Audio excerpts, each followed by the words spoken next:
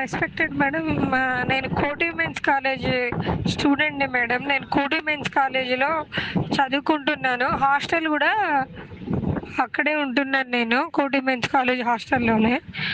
కోటి women's college mess incharge ఎం వినోద్ వల్ల మా అందరికీ, గర్ల్స్ అందరికీ చాలా ప్రాబ్లం అవుతుంది మేడం. ఆయన బిహేవియర్ మాకు చాలా ఇబ్బందికరంగా ఉంటుంది.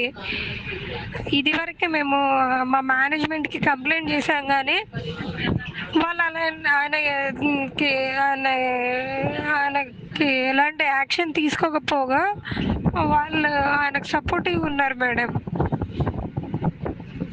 ఈ విషయం వల్ల అందరు సఫర్ అవుతున్నారు, కానీ ఎవరు వచ్చి ముందుకొచ్చి చెప్పడానికి కానీ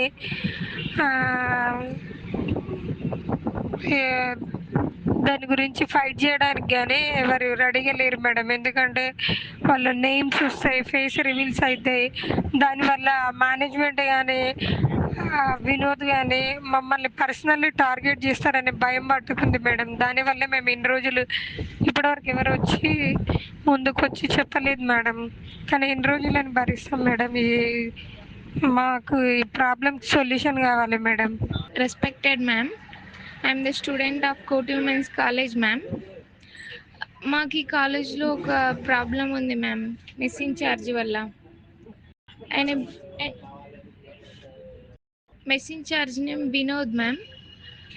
ఆయన వల్ల చాలా మంది అమ్మాయిలు ఇబ్బందికి గురవుతున్నారు మ్యామ్. అందులో నేను ఒకదాన్ని. ఆయన బిహేవియర్ ఎట్లుందంటే ఏ అమ్మాయి అయినా ఇబ్బంది పడేలా ఉంది మ్యామ్.